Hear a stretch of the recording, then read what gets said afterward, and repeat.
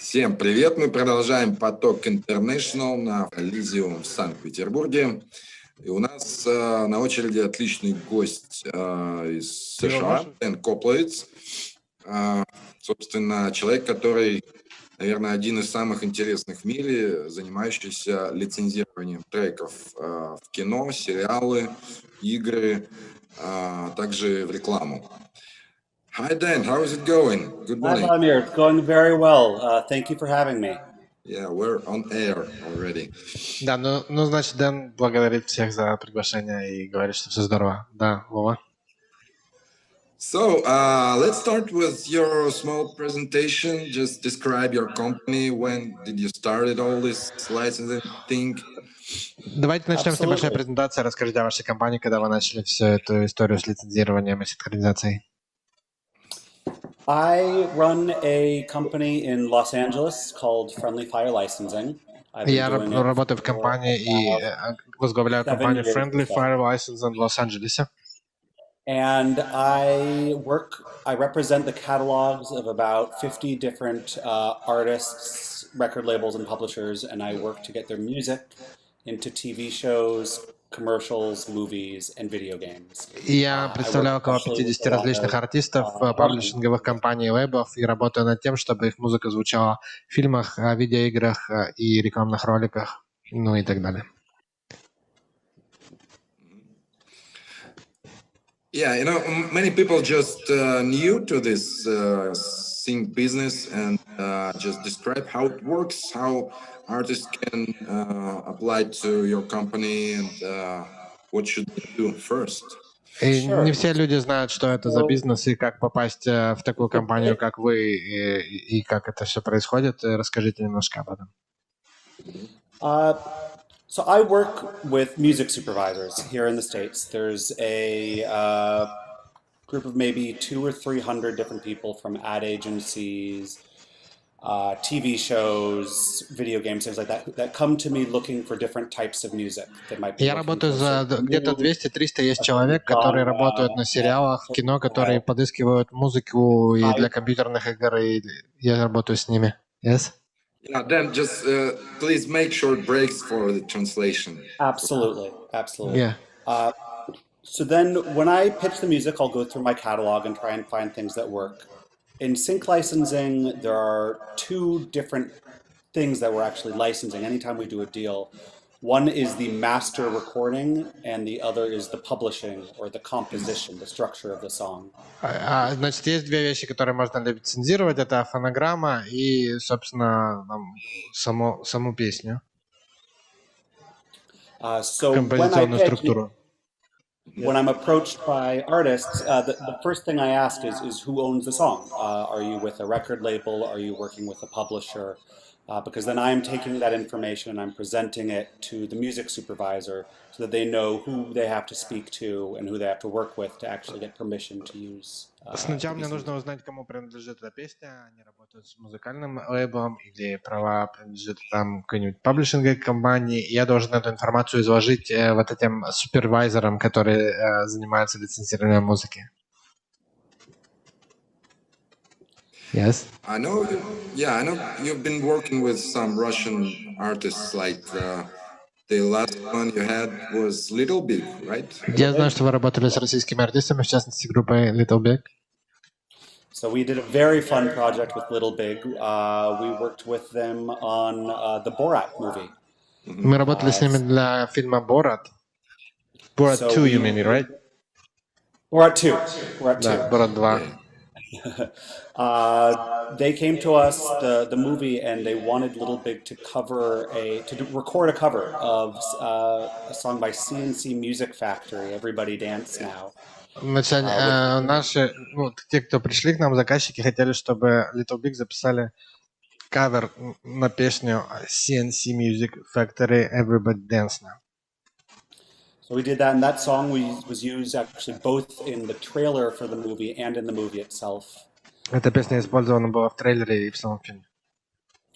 We also work with Mummy Troll. Мы также работали с группой Mummy Troll. For many years. Много лет. Also a lot of older Russian music. There's a lot of American TV shows that take place in Russia or have Russian characters and are looking for Russian music from different eras. А также есть много старой российской советской музыки, есть американские сериалы, которые происходят либо в Советском Союзе, либо там есть советские, российские персонажи, и нужно использовать вот эту старую музыку. Like what? Old Soviet music, like what? I'm just interested. Do you remember any of that? Yeah, I mean everything from very old to more recent. I mean, I've seen requests for Alla Pugacheva, for Aquarium, for Vladimir Vysotsky. То есть Алла Пугачева, Аквариум, Владимир Высоцкий приходят вот запросы на, в частности, вот такую музыку. Yes? And then we have requests for hip hop from Russia, for punk, И русский хип-хоп, metal from Russia. панк, металл. And of course, sometimes we just get requests for just good music. So it doesn't always have to be a Russian band. It can just be a band that sounds good if they sing in English or they're instrumental. Иногда просто нужна какая-то хорошая музыка, иногда на английском языке, иногда инструментальная музыка. So it's a wide connect? Yeah, how did you connect with guys from Little Big and Mummy Troll? Was it a label deal or just? А как вы сконтачились с ребятами из Mummy Troll и Little Big? Это через лейбл было или они сами вас нашли? Well, I actually met Little Big through Mummy Troll originally, so we've been working with Ilya from Mummy Troll for many years. На самом деле Илья из Mummy Troll познакомил нас с группой Little Big. And then through them have just I work mostly with music from outside of the United States. So Я работаю в основном с музыкой не из Соединенных Штатов. So slowly been building connections and working with more and more. Sometimes it's directly with an artist. In the case of Mummy Troll, in the case of Little Big, we work directly with the management. И в случае с Little Big мы работали напрямую с менеджментом, и по-разному это происходит. Иногда там напрямую мы долгое время выстраиваем наши зарубежные связи, знакомимся все с новыми и новыми людьми. And yeah, other times there's a label or a publisher that we work through. So sometimes we'll work directly with a label that then has all of that information. А иногда мы работаем через паблишера или через лейбл, у которого есть эта информация. And what about Ilya from Mummy Troll? How do you meet him? Did you meet him? That's a great question. I don't remember. Я не помню, как мы познакомились с Mummy Troll. At the party. That's why I don't remember. Yeah, exactly. Я сказал, что, видимо, на вечеринке, раз не помню. The first project we did with Mummy Troll was actually another cover. They wanted to cover Hot Chocolate, You Sexy Thing. Значит, Mummy Troll должны были сделать кавер на песню Hot Chocolate, You Sexy Thing, и это был наш первый совместный проект с Mummy Troll. For what? For like a TV series or what? For a TV series, yeah, for a TV series called New Girl. Который назывался «Новая девушка». And so they recorded that in Russian. Они записали русскоязычный кавер. They have so much English language music, so over the years we've worked with them a lot to pitch their English language music. Но поскольку у Mummy Troll есть много песен на английском языке, мы работали с ними для того, чтобы использовать их музыку англоязычную. Where we first met, I forget. I apologize. Ну, я не помню, как первый раз мы с ними встретились. So, I have a question about Mummy Troll. So, do you use their English language music as something Russian in English, or actually people don't even understand if it's English music or Russian or what? It's a good Я question. спросил, а мумитрольскую музыку на английском языке, она используется как типа русская музыка на английском языке там в сериалах, фильмах, или просто как музыка и музыка? Yeah. Both. Sometimes we have requests. Sometimes there's a TV show that wants to use a band from Russia that sings in English. Иногда есть какое-нибудь телевизионное шоу, которое хочет российскую группу, но хочет при этом, чтобы слова были понятны.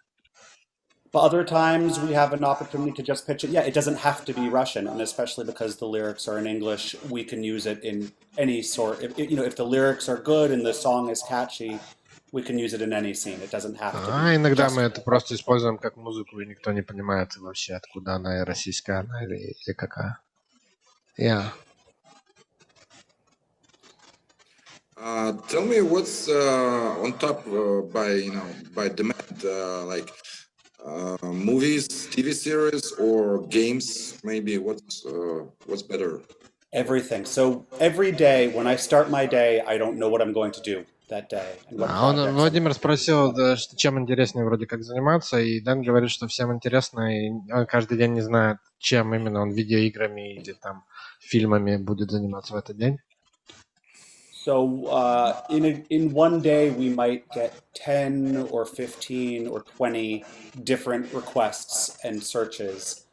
And I would say it's a split about evenly between TV, movies, commercials, and then a little less video games and movie И trailers. For all of them.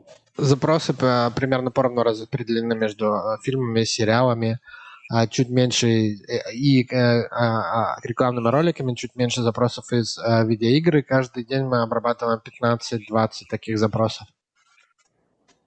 But the budgets can be very different. So И бюджеты могут always быть очень разными. Sorry? The budget, so like a Yeah. TV, the amount of money that they can pay for a use. Yeah. For commercials is often very big, especially if the commercial is on television. Very big like what? It can be $40,000. It can be $100,000. Если это коммерческий ролик для телевидения, то бюджет может быть от 40 до 100 тысяч долларов. Это большой бюджет, он считает.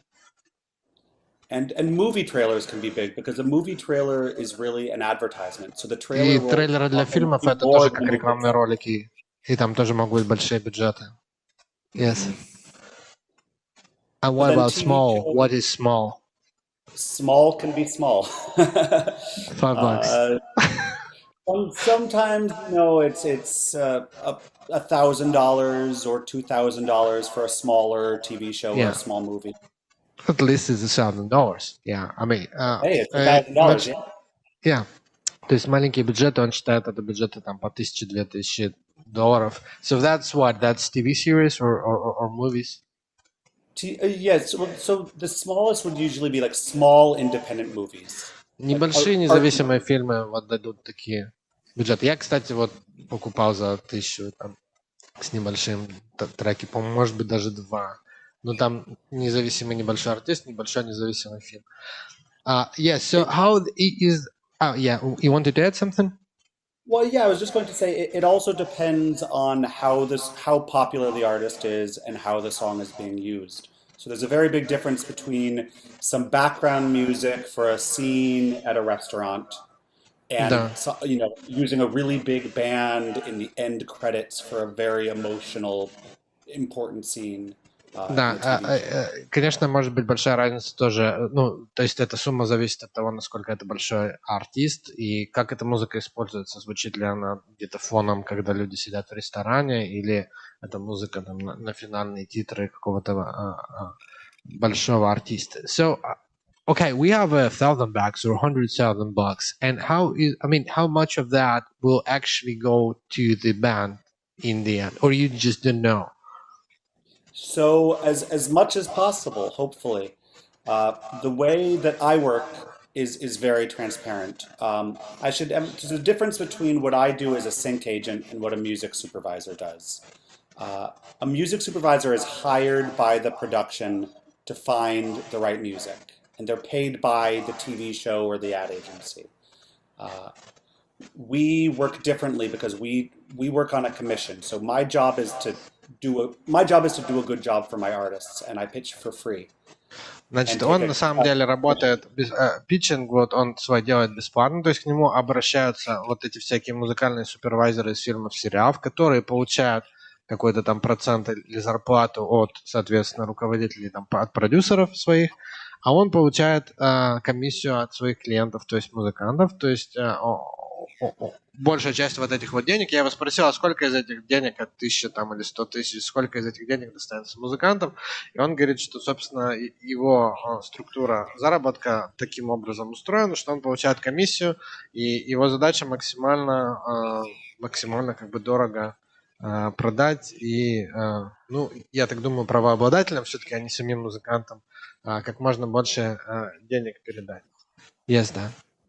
Бывает, что и напрямую музыкантам. Ну, то есть вот в моем случае просто без всяких менеджеров и лейблов история была. То есть, да, очень часто независимые музыканты как раз напрямую получают. Okay. But, Yeah. Volodya said that in his case, he worked as a musician. You mean as a musician, you worked directly with them or with somebody else? No, it was different company. It was a Rogue TV series. Rogue. Окей. Да, ну вот, Вова, так за сколько ты продал свою песню? Один трек около $2000, да, по-моему, обошелся, да. А ты продал один или кучу? 2. А какая группа-то? Это группа Сканк была, но это было лет 5-6 назад. Поздравляю. Да, не, у меня были многие истории, там я уже могу потом отдельно рассказать. Yeah, we discussed a bit with Volodya that he has his own experience of selling his tracks as a musician for budgets of $2,000 per track, and he told us a few words about that. And this is something that can happen. Is there are music supervisors who can go, if they find an artist that they like, they'll go straight to the artist. Да, иногда, если супервайзеры найдут сами нужный трек, они напрямую могут обратиться к артисту без посреднических компаний. It was really funny because, you know, when I did it, I just saw a tweet and guys were looking like, we need a Russian rock band playing in a bar or something like that. And Вова нашел вот своих вот этих заказчиков, увидел объявление, что нужна российская рок-музыка, там парни играют в баре. Okay. But tell me, I have a question. Do you use the stocks like SongTrader, for example? What do you think about it? Переведи себя сам, потому что я не понимаю, что ты сейчас сказал. Есть специальные ресурсы стоковые, то есть вот один из самых громких, наверное, это SongTrader, то есть где появляются заявки, и, соответственно, с другой стороны мы можем увидеть заявки от музыкантов и, соответственно, от компаний, продакшена, там, брендов и так далее. So, okay, then I just asked Vova to explain what that is, so please answer. So no, I don't. I don't have anything bad to say about them. These are good companies and they do a good job. Он не пользуется такими ресурсами, у него нет ничего, собственно, против, но он ими не пользуется. Они хорошо работу делают. We work in a different way. They're more music libraries. So for SongTrader, you know, a supervisor goes in and they say the tempo they want and the mood, and they just go in the library and they pick a song. It's much more, every time we get a search, we have real human beings. It's me and my employees are going and, you know, picking out the 5 best songs that we think will work. So it's a different style of getting music into TV shows. Такие сервисы позволяют выбрать там BPM или там настроение музыки и стиль, и вот он в автоматическом режиме предложит какую-то музыку, которая в этих стоках есть, и все-таки Дэн приверженец более такого человечного подхода, когда реально они пытаются почувствовать там по настроению, все переслушивают и выбирают самые подходящие, лучшие песни. So I have a question. You said you pick like 5 options, for example, right? So how many songs would you listen to get those 5? Do you listen like to 100 to get 5, or like 1,000, or like 1,000,000, or how many? Sometimes. So we have in our catalog probably 70,000 songs. У них в каталоге 70 тысяч песен. Я спросил, сколько песен нужно переслушать, чтобы выбрать вот эти 5 предложений. Yeah. But you know, these is all different styles, all different genres. So we use a system, it's called Disco. It's an Australian company that we use to organize our music. У них есть система австралийской компании Disco, которая некоторым образом организует эти 70 тысяч треков. And so when we put music into the system, we do tags. We things that genres, moods, lyrics, tempo, feeling. So, you know, if it's in Russian, if it's in English, and so then we'll search for those tags. For a difficult search, it might take all day. For an easy search, if someone just wants a rock song with some energy, we can just go and pick some rock songs with energy. Значит, они расставляют, когда они вводят новую музыку в свой каталог, они расставляют теги, где они пишут какое-то ощущение, стили, как-то помогают себе ориентироваться, и когда им что-то нужно, они пытаются там найти по этим тегам. Иногда можно целый день искать нужную музыку, иногда, если это типа там забойная рок-песня, то на самом деле таких типа довольно много, и ее легко найти. And what would be, do you remember, can you recall some really kind of hard sounding requests? Because I understand like just a rock song, that's a simple request. And what would be a hard thing for you to find? Well, one of the challenges is that, music is subjective. It's, it's more art than science. Я бы попросил сформулировать какой-нибудь запрос, ну вот рок-песню легко найти, а какую сложно, и он говорит, что музыка, это субъективная категория, и довольно сложно ее описывать словами. Yes? So sometimes we get a search where, we have to go off of the description that we're given of what they're looking for a project. And sometimes they do a very good job of describing what they want. And sometimes they do a terrible job of describing what they want. Иногда нам правильными какими-то словами описывают, что, собственно, людям хочется, а иногда ужасно нам описывают, и ни черта непонятно, что людям хочется найти. So, sometimes we'll get a search where they want a song that starts soft and quiet, but then 40 seconds in, it changes, and there's, then there's a guitar, but also they want lyrics about friendship, and also it has to be from the 1980s. So these searches that can be very specific. Значит, это может быть вот сложный запрос, он может быть так, что сначала начало какое-то мягкое, плавно, и где-то на 40-й секунде врубается какое-то бурное течение музыки, и эта песня должна быть о дружбе, и она должна быть там из 80-х годов. И вот такие вот штуки довольно сложно найти. And one thing we try and do is we've worked very hard to build our relationships with the music supervisors, and hopefully they trust us because we send them music that they can clear, that's not going to be a headache.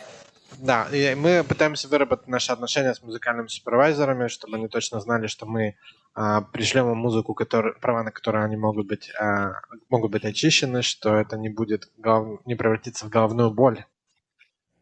And so that helps because that way we can get feedback. So sometimes we'll do a first round, I'll send 10 ideas, and they'll say, okay, we like 2 of them and the others we don't like. We need a little more attitude. It needs to be a little faster.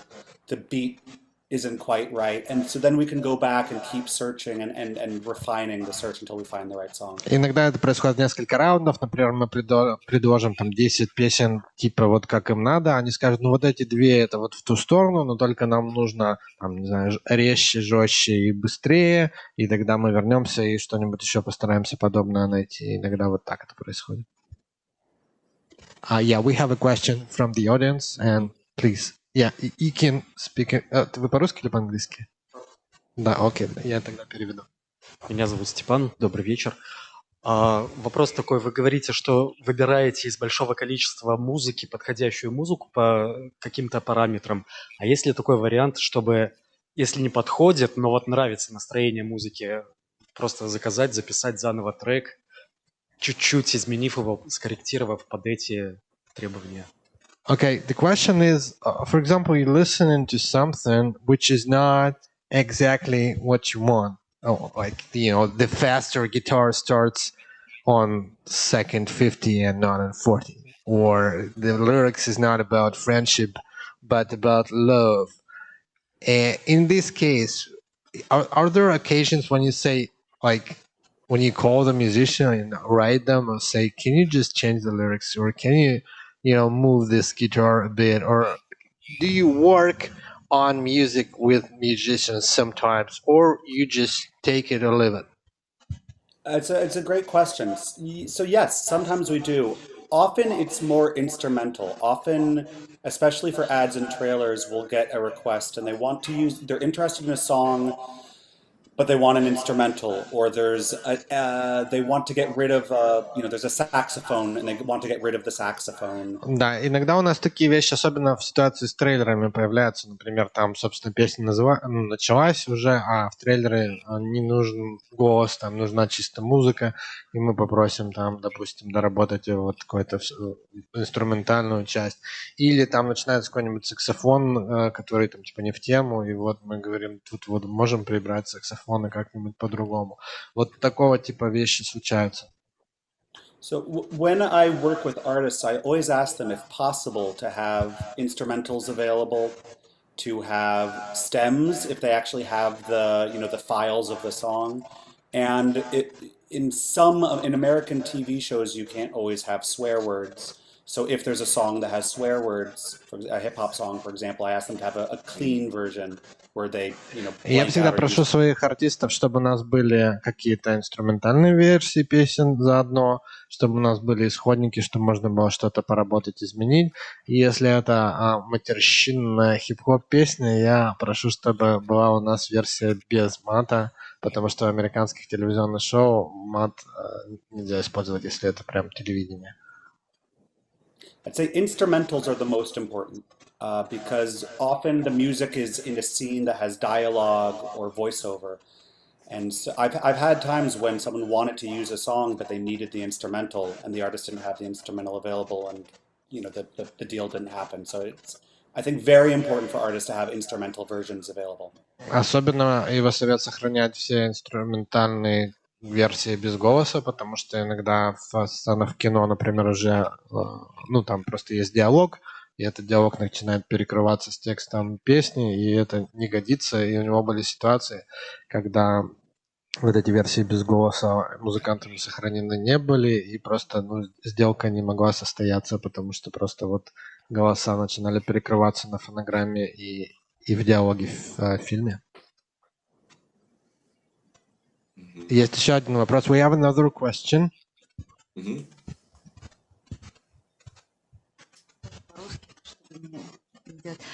У меня два вопроса даже. Первый вопрос хочется спросить, насколько в России довольно конъюнктурная история попадания, особенно молодых артистов, в сериалы. Сейчас большая волна новых, свежих, уже современных сериалов. И я вот работаю с несколькими группами, которые попали, но не через менеджера.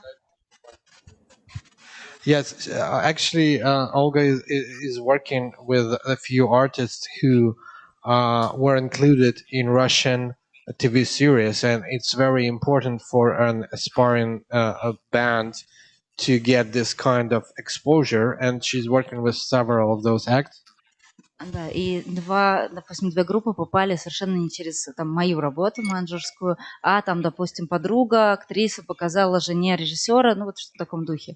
Насколько вот такая конъюнктура имеет место и на Западе, или это пока что наше еще отставание?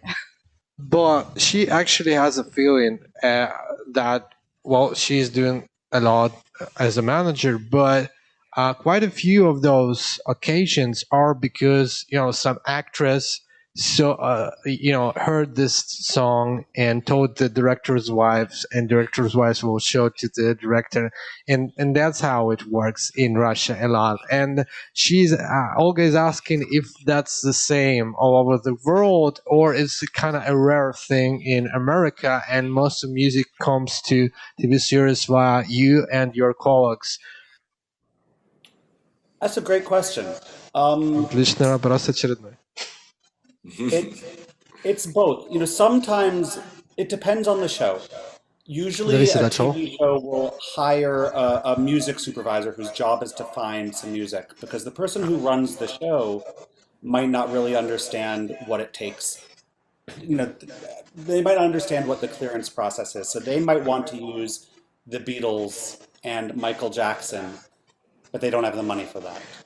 Дело в том, что часто люди, которые занимаются именно созданием шоу, они не очень понимают именно юридические аспекты и процесс защищения прав, поэтому они могут все что угодно захотеть, Битлз или Майкла Джексона, а потом это будет невозможно очистить. И поэтому они нанимают вот этих специальных супервайзеров музыкальных, которые именно этим занимаются. Может быть, я уже от себя добавлю, может быть, вот в вашем примере все-таки Россия, ну вот, то есть, грубо говоря, здесь я могу обратиться вообще к любой группе, даже и не молодой, и как-нибудь там договорюсь за права. Ну, может быть, это будет сложно, если это какая-нибудь старая большая группа, или машина времени, там, научилась. Но, в принципе, вот с молодой группой вообще это... А там это все-таки некая... То есть, это молодая группа, она будет подписана на лейбле, хоть она и молодая, которых там в Америке куча. У них будет паблишинговая компания. Это целый процесс. И, собственно, узнать, а можно ли это сделать, это может быть дорого. Если это там сам режиссер позвонит, то это сразу, понятно, ну, значит, уже есть интерес. А я думаю, что вот такие парни, как Дэн, это просто делают процесс этот оптимальным для обоих сторон. Yeah, sorry, I went into my own comments. I just said that maybe in Russia there are a lot of younger bands. They're not signed to labels, and it's really easy to talk to them about rights and everything. Whereas in America, music industry is much more developed. So even a young band would be probably signed, have a publisher, and that's, you know, a big deal. And if director calls them, they understand, oh, we can have a budget here. And if guy like you calls them and says, well, maybe we can take you into the movie, they may lead to different kind of budget. So directors would not just personally probably pick music because it might be more expensive. I agree, but sometimes they do. And of course, sometimes a director will put their friend's band in a show, or just a small band that they love. There's a concept in English in the industry called temp love, which is sometimes an editor, when they're working on editing all of the clips of the show together, they'll just put a song in. They haven't gotten permission to use it yet. They'll just find a song from their own iTunes and put it in. And then everyone in the show falls in love with the song because it matches the scene so well. It's so like when we're able right. sometimes to send music to the editor to put into the scene. То есть вообще в Америке это тоже происходит, и часто режиссер может там просто группу своих друзей там поставить и сказать, давайте их возьмем, или просто группу, которая нравится. И есть еще такой феномен, который... How do you call this phenomena? So it's temping it in. So it's not supposed to be the final song. They just want some music while they work on it. But I edited movies myself, so I kind of understand what you're talking about. То есть на самом деле, когда монтирую фильм, я монтировал фильмы в своей жизни, полнометражные. Ну, часто ты вставляешь какую-нибудь музыку, просто чтобы понимать как бы настроение. Как монтажер. Просто тебе нужно, понять, вот тут люди сидят в баре, там играет рок-н-ролл. Ну, ты ставишь какой-то рок-н-ролл. Потом, естественно, все смотрят этот как бы монтаж с этим рок-н-роллом. И потом, когда ты его начинаешь менять там, потому что у тебя прав там нет, тебе начинают говорить, вот тот-то классный был, где, как бы. Вот, и такой есть феномен, что, собственно, режиссер монтажа может влиять на вот этот процесс выбора. Так что дружите с режиссерами монтажа. Да. Yes, and one more question. А второй вопрос. Ну, музыки очень много. Вот меня интересует, какой процент новых артистов молодых они набирают с какой-то регулярностью, с какой, да, и какой, ну, как часто, потому что, в принципе, из всего имеющегося можно выбирать бесконечно. И в каком виде присылаются это сниппеты, это SoundCloud, это там, не знаю, альбомы. Вот. So how often do you update your catalog, add new artists, new songs to it, and how do you choose those new artists, new songs? How can the band get into your... I mean, Mumitroll did it somehow, so probably other Russian bands can do too. So what a band should do to attract your attention? Should they send you any snippets or links or what? Yeah, so we update our catalog all the time. We're always looking for new music if it's good. Они все время занимаются апдейтами каталога и ищут новую музыку. So of course the music has to be good, and everyone has different opinions about the music.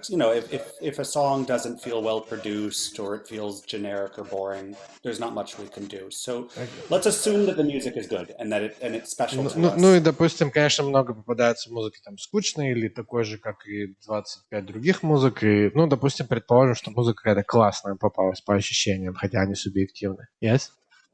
So then in those cases, yeah, normally if we're going to actually work with something, we need MP3s. But if we're just listening, SoundCloud is fine, Spotify is fine, YouTube is fine. И можно посылать им ссылки, я так понял, вот на SoundCloud, и YouTube и Spotify, и они там послушают, и если это чем-то отличается, и, видимо, можно навесить пару каких-то тегов, которых раньше не было, то им интересно иметь большой каталог.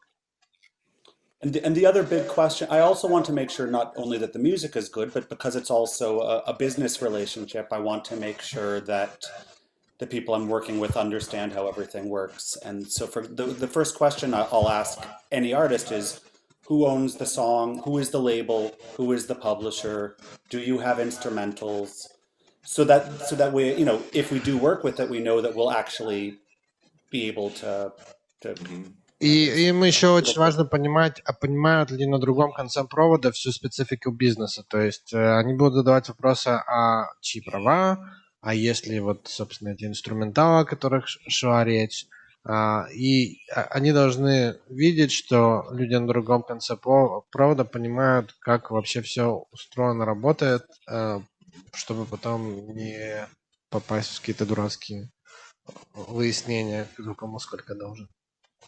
Yes. And I think the one other piece of advice I'd give is we try to listen to everything we get, but we do get sent a lot of music. So I normally suggest, give us a link with like your 2 or 3 best songs. If it's 400 songs, it's too much. So send the best, and then if we like it, we'll ask for more. Обычно он хочет послушать 2-3 лучшие песни и какой-то линк на вот эти 2-3 лучшие песни. Если послать все ваши 40 альбомов, то вряд ли кто-либо сможет их послушать. Нереально вообще. Is it more interesting for you or for any other maybe supervisors to work with original scores, like when artist does the whole score special for some film or TV series? And what's your favorite? Подожди, Вова, переведи себя, я не понимаю твой английский. Насколько интереснее работать с оригинальными саундтреками, когда группа делает специальный саундтрек, озвучку для того или иного проекта, фильма или сериала? So yeah, we definitely do that. I mean, we have a lot of need for score style music. So we often, for instrumental and classical and neoclassical and electronic and styles like that.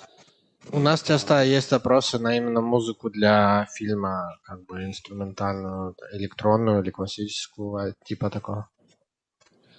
Our focus for Friendly Fire is mostly on music that's already recorded, but we do work, for example, we talk every week with the heads of music at Netflix, and Netflix makes, hundreds of new productions. And so we do sometimes send the music from composers for them to consider for soundtracks. Ну, вообще они работают обычно с той музыкой, которая уже записана, но они, например, они все время общаются с теми людьми, которые называются музыкой для канала Netflix, имеется в виду музыка для сериалов и фильмов канала Netflix. И иногда, когда они сотрудничают с какими-то композиторами, они могут посылать что-то Netflix в плане, а вот рассмотрите, может быть, композитор может написать для вашего очередного какого-нибудь фильма музыку. But yeah, I would say our focus for our company is more music that's already recorded. But definitely if there are composers and people who are able to work, it's a different style of working. So there's a lot of communication back and forth with the production, and revisions and edits and changes that need to be made. But if there are artists who are able to work in that way, we're happy to work with them in that way. Конечно, написание новой музыки для фильма — это другой совершенно стиль работы, это очень много коммуникации туда-обратно, когда какие-то поправки присылаются, что-то нужно постоянно переделывать, но если есть люди, которые могут создавать музыку для кино и готовы работать в таком ключе, то мы будем более чем счастливы работать и с ними. Yeah, I've seen a really cool documentary about Mandalorian soundtrack. Я смотрел действительно крутое документальное кино про саундтрек к сериалу «Мандалорец». I haven't seen it. I mean, it's my favorite. What's yours? My Это его favorite любимый. soundtrack. Oh, well, I mean, the classic, Star Wars. «Звездные войны». Yeah. And what «Звездные войны» любит projects are you Дэн, working саундтрек. on right now? Sorry? What projects are you working on right now? А какие проекты ваши вот текущие? So we're actually working on a few projects right now that are looking specifically for Russian music. На самом деле у нас есть сейчас несколько проектов, которым нужна действительно российская именно музыка. That's So interesting. there is a Netflix show coming up. I don't know if I'm allowed to name the show. I apologize. Я не знаю, могу ли я сказать, не уверен, что я могу сказать название, поэтому я не буду, но есть новый сериал на Netflix. But they're looking for a few different types of music from Russia. One is there's a lot of it is set in the early 1990s. So they're looking for music from 1994 or before, actually released before 1994. Им нужна два типа музыки. Первый тип — это музыка, которая могла бы звучать в 1994 году, то есть которая была издана до того времени, но могла бы звучать в 1994 году. Mm-hmm. But they're also looking for contemporary music, sort of hip, dark, indie rock. It can be in Russian or in English, but sort of things that sound like Joy Division and have that type of. Но им еще нужен какой-то звучащий как Joy Division, темный, клевый и модный инди-рок. Yeah. We have Молчать many дома. such bands. We've had some luck, actually. One of my favorite bands that I work with is from Belarus. It's a band called Superbessa. I don't know Super if you know what? them. They're Superbessa. Суперпеса, белорусская группа, они работают с белорусской группой, которая так называется. Are they dark, hip, indie, post-punk band? Dark, hip, indie, post-punk. Yeah, и вот это как раз такая группа. Nice. So you already got that, or you need more? We always need more. We always need more. Yeah. And I you just know, promote I- just a couple of those, like exactly your description. I'll send you links anyway. Yes, please. Yes, please. Спасибо. Yeah, we have and you wanted to add something then, or that's it? No. Yeah, we have a question from the audience.